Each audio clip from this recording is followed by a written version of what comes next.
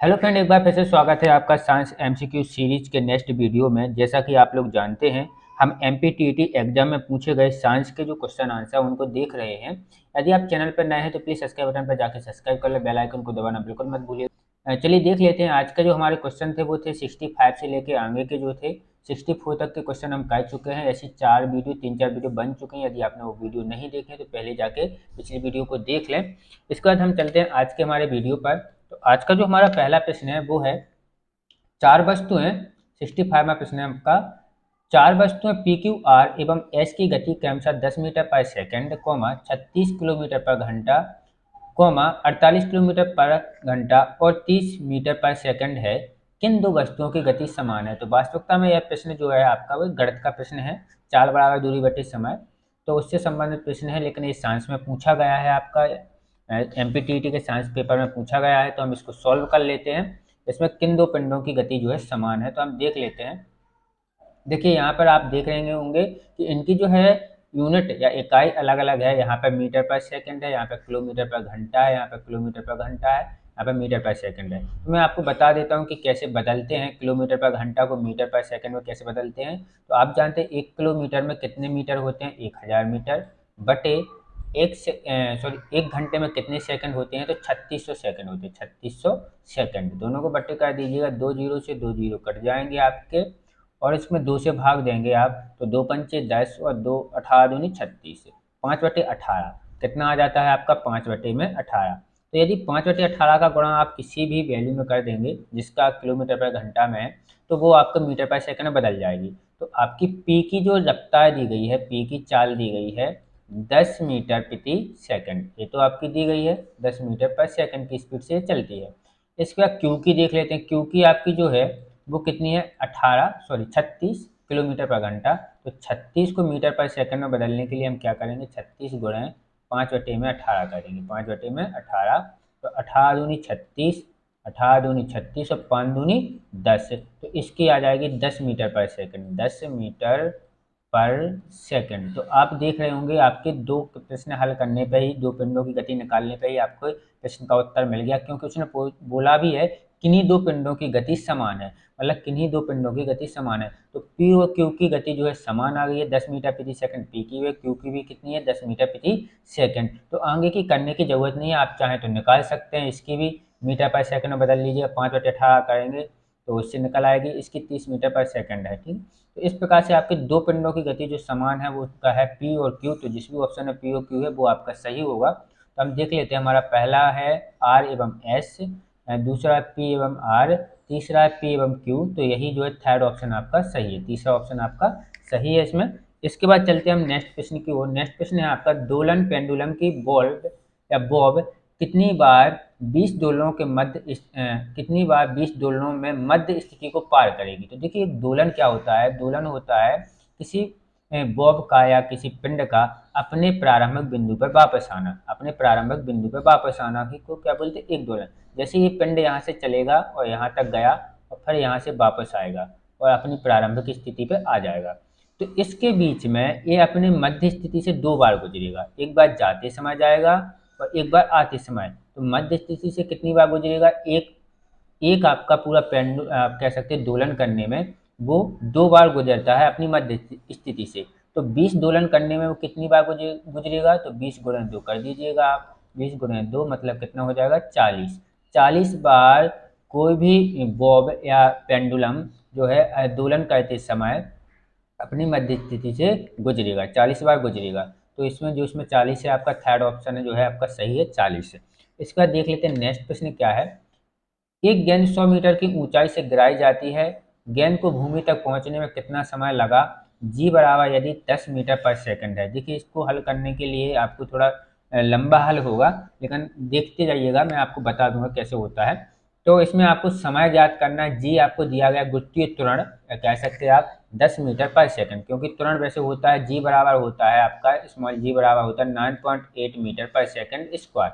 ठीक है, 9.8 मीटर पर सेकंड स्क्वायर होता है, लेकिन इसने इसमें मान दे ही दिया है। जब ना दिया जाए तो आपको इसी मान को रखना है 9.8 मीटर पर सेकंड। इसमें आपको दिया है जी बराबर, तो आप इसको एक्सीलरेशन भी मान सकते हैं, ए भी मान सकते हैं, क्योंकि त्वरण है ये। ठीक है, तो इसको हम ए लेके चलेंगे, इसकी ए मान के ही आपका निकलेगा। तो इसमें पूछा है आपका कि 100 मीटर ऊंचाई पर आपकी एच या हाइट कितनी है। 100 मीटर ऊंचाई से कोई वस्तु गिराई जाती है जिस पर जो है आपका भूमि पर पहुंचने में कितना समय लगेगा, टी आपको ज्ञात करना। यदि वहां पर ग्रेविटी जो है 10 मीटर पर सेकंड की स्पीड से खींच रही हो। ठीक, तो इसमें आपके लगेंगे गति के नियम। गति का फर्स्ट नियम जो है आपका वो होता है v बराबर यू प्लस ए टी। ये तीनों नियम सीख लीजिएगा। v बराबर यू प्लस ए टी। यहाँ पर ए है एक्सीलरेशन या त्वरण और टी है आपका समय। यू है आपका प्रारंभिक वेग और v है आपका अंतिम वेग। इसके बाद सेकंड जो होता है गति का नियम F equal to M A, ये आपको पता होना चाहिए, F equal to M A. And third जो होता है आपका, थर्ड गति का जो नियम है थर्ड, वो है v स्क्वायर बराबर यू स्क्वायर प्लस 2as। ठीक है, माउस से लिखने में थोड़ी दिक्कत होती है तो आप समझते जाइएगा, मैं बोल रहा हूँ साथ में, तो आप लिख सकते हैं साथ में अपने कागज पे 2as। अब देखिए v का तो मतलब है आपका अंतिम वेग कितना होगा, u मतलब होता है प्रारंभिक वेग, दो एक आपका अंक है, a है आपका एक्सीलरेशन मतलब त्वरण, ये हो जाएगा। s मतलब है विस्थापन, विस्थापन या दूरी कह सकते हो। तो यहाँ पर विस्थापन या दूरी को यदि लिया जाए तो यहाँ पर कितना है 100 मीटर। आपको ज्ञात करना है टी, तो टी को ज्ञात करने के लिए आपको v और u का मान चाहिए। तो u हमेशा कितना होता है 0, प्रारंभिक वेग हमेशा कितना है आपका इसमें होगा 0। किसी भी पिंड का प्रारंभिक वेग कितना होगा 0 होगा। तो u का मान हो गया 0। v का मान आपको ज्ञात करना होगा, तो v का मान ज्ञात होगा आपको गति के तीसरे नियम से, इससे v स्क्वायर बराबर यू स्क्वायर प्लस 2as से। इसका अभी उपयोग नहीं है इसका आपका इसमें, तो आपका इससे होगा यू बराबर वी स्क्वायर बराबर यू स्क्वायर प्लस 2as से। तो यहाँ पर v का मान आपका कितना हो जाएगा आपको ज्ञात हो जाएगा इससे। v बराबर जब ज्ञात हो जाएगा तो हम पहले समीकरण में मान रख देंगे इस वाले में। इसके बाद यहाँ पर a आपको पता ही है, a आपका है 10 मीटर पर सेकंड स्क्वायर, ये आपका दिया है 10 मीटर पर सेकंड स्क्वायर। इसके बाद नेक्स्ट s है विस्थापन या दूरी कह सकते हैं आप, तो आपका है कितना 100 मीटर, 100 मीटर। इसमें फॉर्मूले में मान रखते हैं तो v स्क्वायर बराबर आ जाएगा आपका 0 प्लस 2 मल्टीप्लाई ए है आपका कितना 10 मल्टीप्लाई 100। ठीक है ना, तो ए आपका आ गया। तो टोटल कितना हो जाएगा आपका, हो जाएगा 2000। v स्क्वायर बराबर हो जाएगा आपका कितना 2000 गुणा करने पर, क्योंकि u तो आपका 0 ही है, तो v स्क्वायर बराबर हो जाएगा 2000। v बराबर आ जाएगा कितना रूट के अंदर 2000, रूट के अंदर कितना आ जाएगा आपका 2000। v बराबर आ गया रूट के अंदर आपका 2000। यदि आप इसको बाहर निकालेंगे तो कितना आएगा, इसका बाहर निकालने पे कितना आएगा 20,400 और 4 पंचे 20 है ना, तो आपका आएगा 20√5। अंदर कितना आ जाएगा 20√5। तो आपका v का मान आ जाएगा 20√5। 20√5 आपका मान आ गया v का। इसके बाद नेक्स्ट हम देख लेते हैं यहाँ पर टीचर, सॉरी, हाँ इसको मैं निकाल लेता हूँ यहाँ पर, ताकि यहाँ पर हम कर लेंगे नेक्स्ट आगे का। तो v का मान आपका आ गया है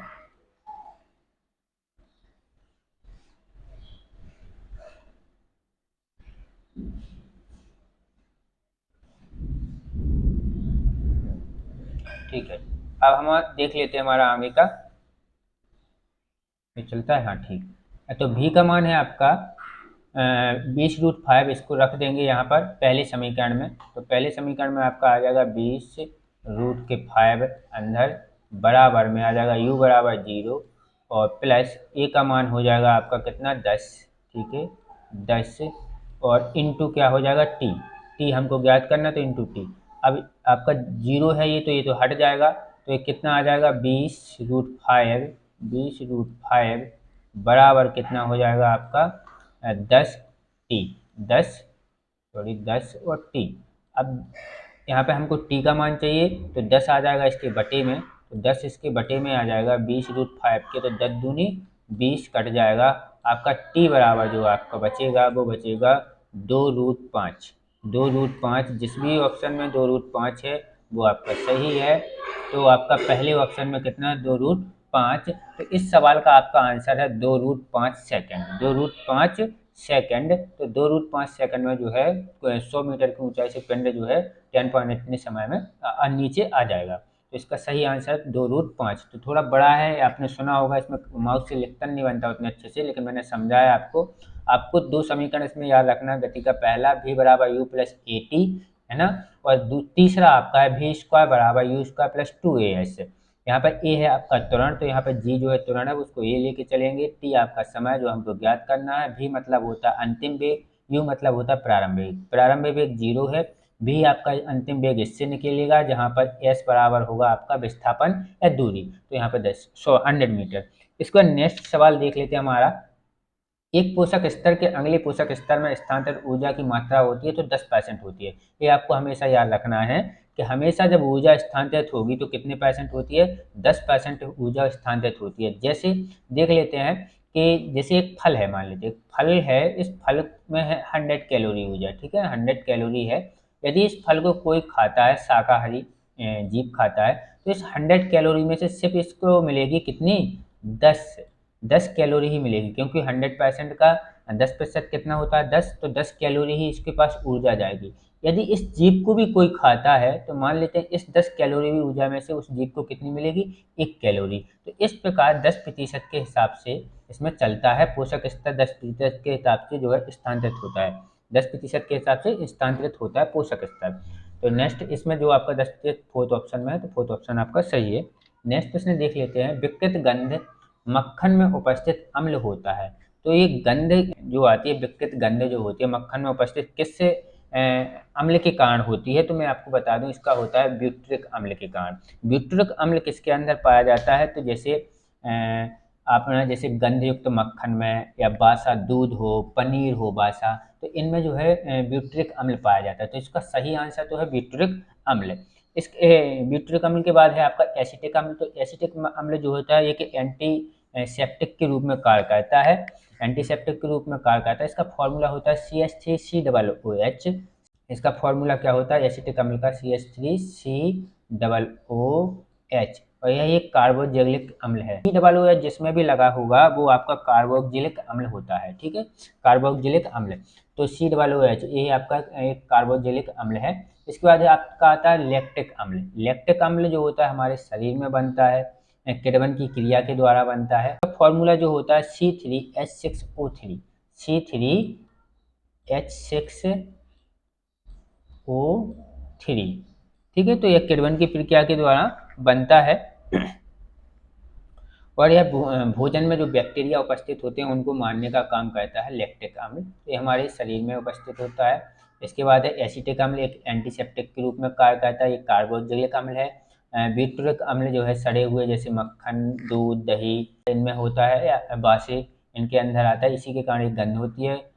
फॉर्मिक अम्ल क्या होता है, फॉर्मिक अम्ल भी आपका एक कार्बोक्जिलिक अम्ल है, और इसका फॉर्मूला होता है HCOOH।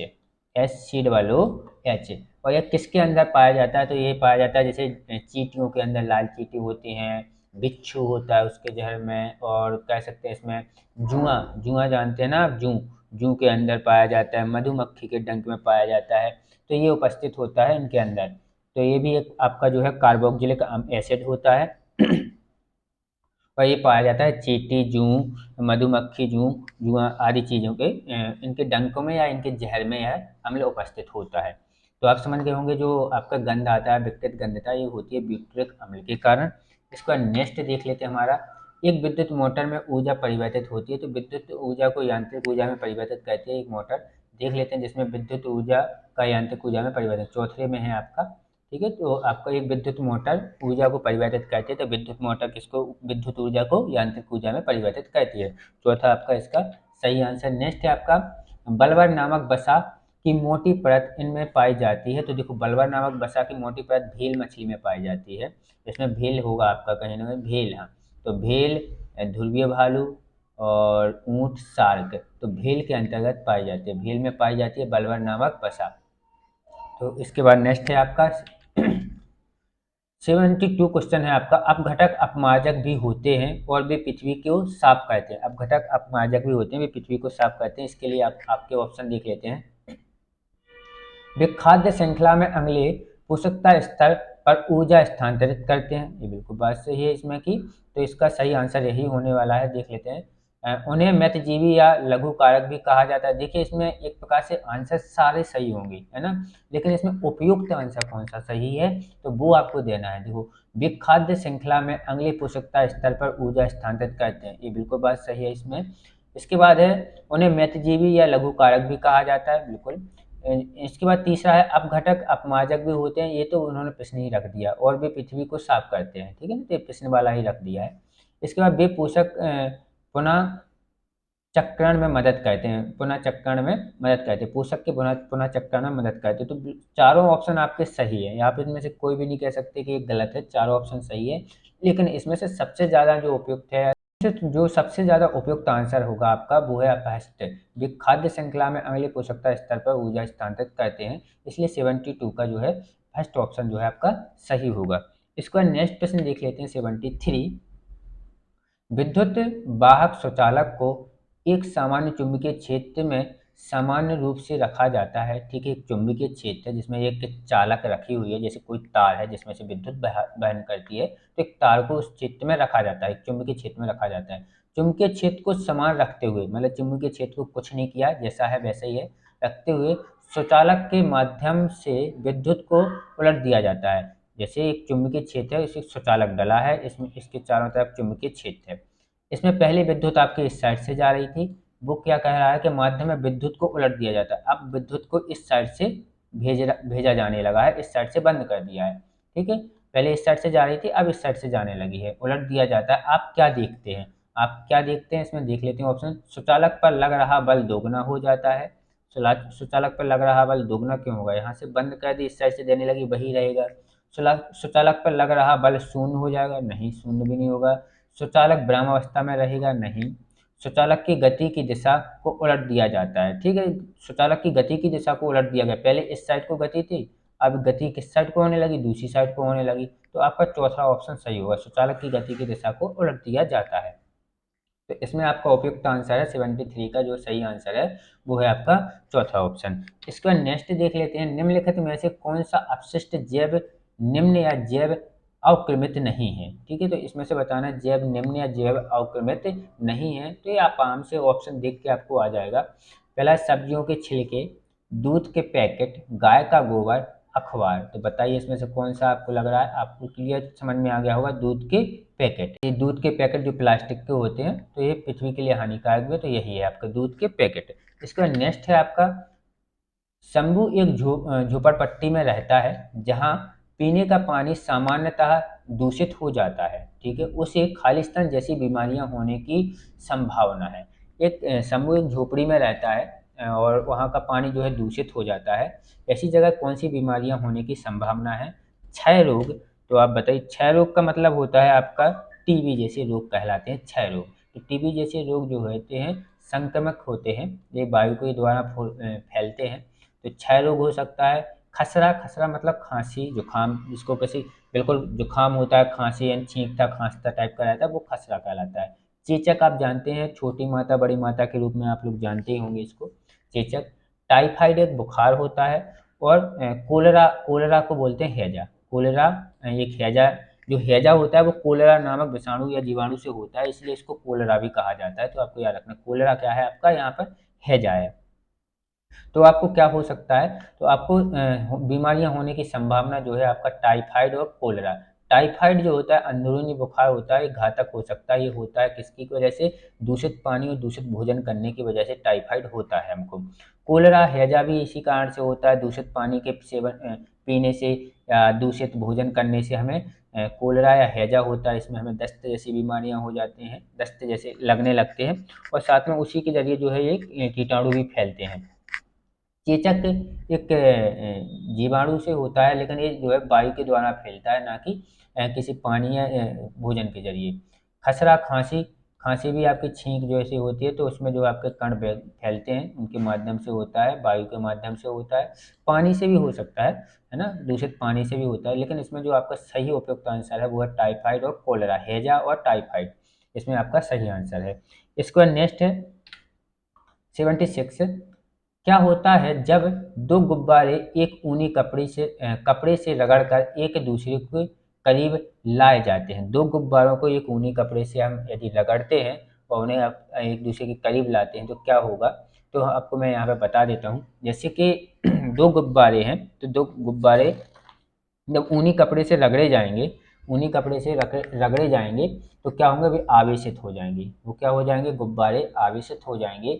और जब वो एक दूसरे के पास में आएंगे तो वो एक दूसरे के आवेश को खत्म करने की कोशिश करेंगे, एक दूसरे के आवेश को क्या करेंगे, कम करने की कोशिश करेंगे। तो वही इसमें देख लेते हैं ऑप्शन में, जो इसमें भी आ जाएगा, वे एक दूसरे को अ, विक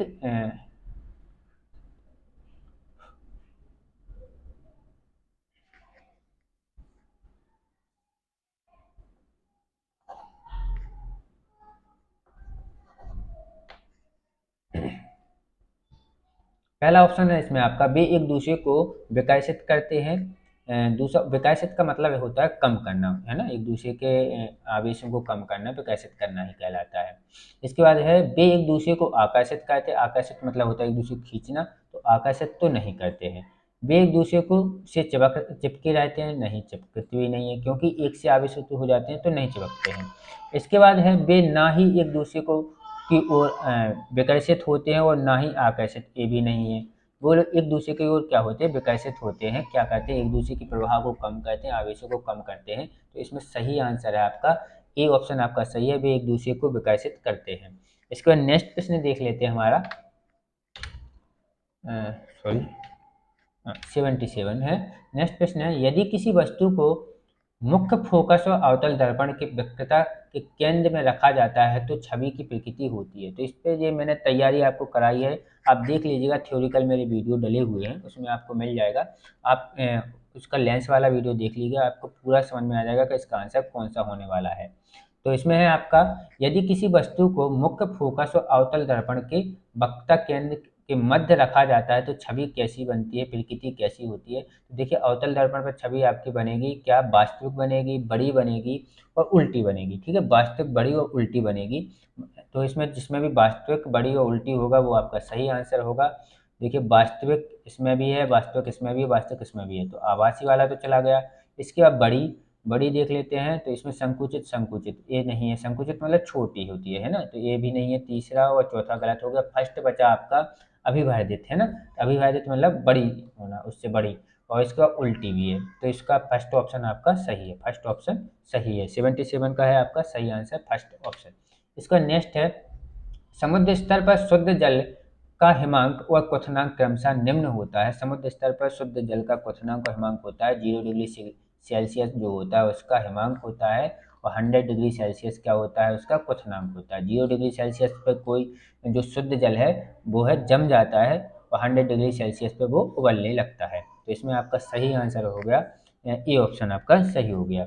इसका नेक्स्ट देख लेते हैं, 2.5 मीटर स्क्वायर की एक सतह पर सामान्यतः 100 न्यूटन का बल लगाया जाता है। सतह पर लगने वाला दबाव क्या होता है, तो आपको पिछले वीडियो में भी मैंने फॉर्मूला बताया था, दाव बराबर होता है आपका बल बराबर, सॉरी, बल बटे में क्षेत्रफल। दाव बराबर होता है बल बटे में क्षेत्रफल, एरिया।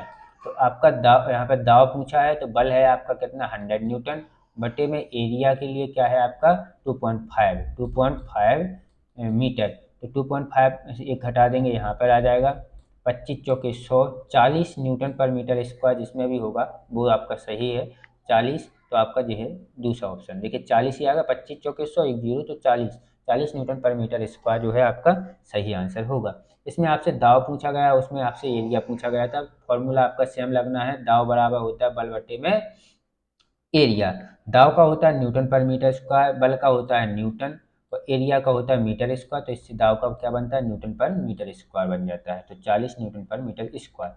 इसका नेक्स्ट प्रश्न देख लेते हैं हमारा, प्राकृतिक रूप से उत्पन्न होने वाले एमिनो अम्ल कितने प्रकार के होते हैं। तो प्राकृतिक रूप से उत्पन्न होने वाले एमिनो अम्ल की संख्या होती है 20, और जिसमें से 9 अमीनो अम्ल बहुत ज़्यादा इंपॉर्टेंट होते हैं। इन 20 में से सबसे ज़्यादा इंपॉर्टेंट होते हैं 9 एमिनो अम्ल। 9 एमिनो अम्ल की बहुत ज़्यादा आवश्यकता होती है हमको, हालांकि 20 ही उपयोगी है, लेकिन इसमें से 9 ज़्यादा इंपॉर्टेंट है। तो कितनी होती है, प्राकृतिक रूप से उत्पन्न होने वाले एमिनो अम्लों की संख्या होती है 20, इसमें से 9 जो है। वह एमिनो अम्ल की पूर्ति कहाँ से होती है, एमिनो अम्ल की पूर्ति होती है सब्जियों के माध्यम से, हरी सब्जियों के माध्यम से, खाने के जरिए जो है अमीनो अम्ल की पूर्ति होती है। कुछ हमारा शरीर उत्पन्न करता है, कुछ अमीनो अम्ल की हमें जो है आवश्यकता की पूर्ति के लिए हमें भोजन के माध्यम से मिलते हैं, कुछ कुछ को हमारा शरीर बना लेता है। इसके बाद नेक्स्ट देख लेते हैं। नेक्स्ट है आपका, एक महीन पाउडर को कैरम बोर्ड पर छिड़का जाता है क्योंकि यह क्या करता है। महीन पाउडर को कैरम बोर्ड पर क्यों छिड़का जाता है, ताकि घर्षण बल कम हो जाए और जो आपका स्टिकर है वो बहुत ही गोटी या स्टिकर बहुत ही आराम से उस पर जो है गति कर सके, खिसले, है ना। तो इसमें जो आपका होगा घर्षण को बढ़ाता है नहीं, घर्षण को कम कर देता है। तो दूसरा ऑप्शन सही है, घर्षण को कम कर देता है। इसके बाद नेक्स्ट देख लेते हैं। क्या होता है जब एक कांच की छड़ को रेशम से रगड़ा जाता है। तो कांच की छड़ को रेशम से रगड़ने पर कांच की छड़ जो है ऋणावेशित हो जाती है और रेशम धनावेशित हो जाती है। गिलास जो होता है धनावेशित हो जाता है और जो रेशम है उस पर क्या चला जाता है, ऋणावेश चला जाता है। जो कांच की छड़ का जो ऋणावेश है वो चला जाता है आपके रेशम पर और धनावेशित वो हो जाती है। इसमें देख लेते हैं अपने ऑप्शन क्या है। गिलास रॉड ऋणात्मक आवेशित हो जाती है, तो ये गलत है ना। गिलास रॉड धनावेशित होती है। गिलास रॉड और रेशम दोनों ऋणावेशित होती हैं नहीं, एक धनावेशित होगी एक ऋणावेशित होगी। गिलास रॉड धनावेशित हो जाती है और रेशम ऋणावेशित हो जाती है, तो ये आपका सही है। इसका नेक्स्ट है, गिलास रॉड और रेशम रॉड दोनों धन आवेशित हो जाती है, तो ये गलत है। आपका इसमें सही ऑप्शन है तीसरा, गिलास रॉड जो होती है आपकी धन आवेशित हो जाती है। गिलास रॉड पर धन आवेश आ जाते हैं और उसके जितने भी ऋण आवेश हैं वो सब कहाँ चले जाते हैं, वो चले जाते हैं आपके रेशम पर। इसके बाद नेक्स्ट देख लेते हैं हमारा 83 प्रश्न है, यदि सफेद प्रकाश की एक किरण 30 डिग्री के आपतन कोण पर एक समतल दर्पण पर पड़ती है तो लाल रंग के प्रतिबिंब का कोण होगा। तो देखिए आपतन कोण और परावर्तन कोण हमेशा समान होते हैं। समतल दर्पण पर गिरने पर आपतन कोण, आपतन किरण के साथ जो अभिलंब के साथ कोण बनता है वो आपतन कोण, और ये आपका परावर्तन कोण जो अभिलंब के साथ परावर्तित किरण बनाती है। ये दोनों कैसे होते हैं, आर दोनों बराबर होते हैं, थीटा दोनों बराबर होते हैं। तो यदि 30 डिग्री का आपतन कोण है तो परावर्तन कोण भी कितने का होगा, 30 डिग्री का होगा। तो 30 डिग्री का आपका जिसमें भी होगा ऑप्शन 30 डिग्री, ये सही है, फर्स्ट ऑप्शन आपका सही है इसमें। इसके बाद लास्ट क्वेश्चन हमारा 84 है आपका, किसी में रासायनिक उर्वरकों के अति प्रयोग से मिट्टी अम्लीय हो जाती है तथा भूमि अनुपजाऊ हो जाती है। इस प्रभाव को बेअसर करने के लिए सामान्य किस पदार्थ को मिट्टी का प्रयोग किया जाता है। तो जिसने भी 9th की किताब का देखो, अभी तक आपने इतना समझ चुके होंगे कि आपको पढ़ना आखिर क्या है। इतने क्वेश्चन करा दिए मैंने, 84 क्वेश्चन करा दिए। 84 क्वेश्चन में आप समझ गए होंगे कि सारे जो प्रश्न पूछे गए हैं ये प्रश्न वो हैं जो एमपीटीटी में साइंस में पूछे गए हैं। नहीं, ये नहीं बोल रहा हूँ मैं कि फिर पूछे जाएंगे, पूछे गए प्रश्न हैं। तो इनसे आपको समझ में आ गया होगा कि 9 और 10 की यदि साइंस की किताब के टॉपिकों को आपने गहराई से पढ़ लिया तो आपका टीईटी का एग्जाम निकलेगा 100/100%, ये मैं गारंटी लेता हूँ आपकी। जिस प्रकार के सारे प्रश्न जितने हैं आपने देखा, जितने भी थ्योरिकल पूछे गए हैं या न्यूमेरिकल पूछे गए, सारे जो है 9th 10th की किताब से आए हैं, 9th 10th के टॉपिकों से लिए गए हैं।